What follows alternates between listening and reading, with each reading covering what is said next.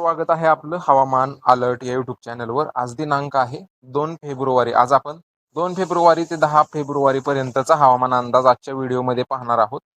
Video शेवटपर्यंत नक्की पहा, जेणेकरून ज्या काही अपडेट्स असतील त्या तुमच्यापर्यंत पोहोचतील।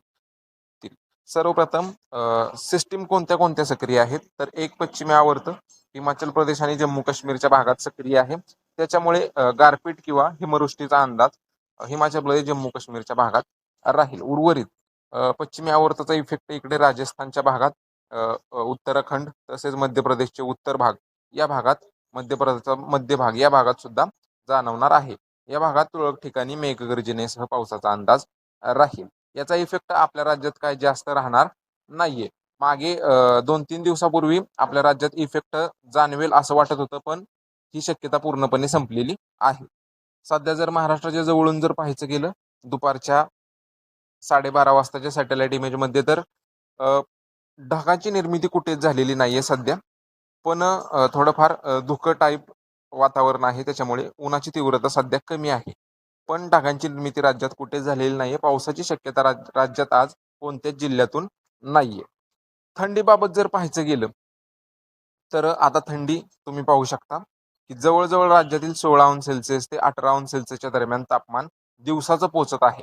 थंडी गेलेली आहे असं काय नाही की पूर्णपणे थंडी गेलेली आहे। रात्रीच्या वेळी, सकाळच्या वेळी, पहाटेच्या वेळी थोडीफार गारवा जाणवत आहे। तो गारवा अजून मार्च येईपर्यंत तसाच जाणवणार आहे। थंडी ही पूर्णपणे कधीच कमी होत नाही, हळूहळू थंडीचं प्रमाण हे कमी होत राहतं। मात्र दिवसाचं तापमान थोडंफार वाढलेलं आहे। 16 अंश सेल्सिअस, 15 अंश सेल्सिअस ते 18 अंश सेल्सिअसच्या दरम्यान राज्यातील तापमान हे झालेलं आहे। कोकण विभागात या भागातून, कोकण विभागातून तापमान हे याच्यापेक्षा जास्त आहे।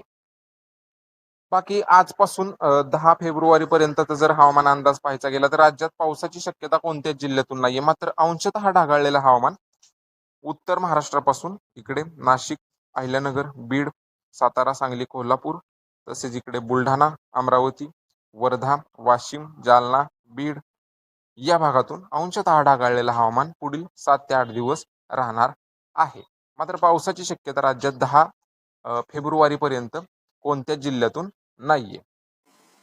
बाकी सध्याच्या अपडेटमध्ये एवढंच। तुमच्या जिल्ह्यातील रोजच्या पावसाच्या व तापमानाच्या अपडेटसाठी आपल्या यूट्यूब चॅनलला नक्की सबस्क्राईब करा। हा व्हिडिओ शेतकरी मित्रांना नक्की पाठवा, जेणेकरून ही जी अपडेट आहे ती त्यांच्यापर्यंत पोहोचेल। सध्याच्या अपडेटमध्ये एवढंच। धन्यवाद।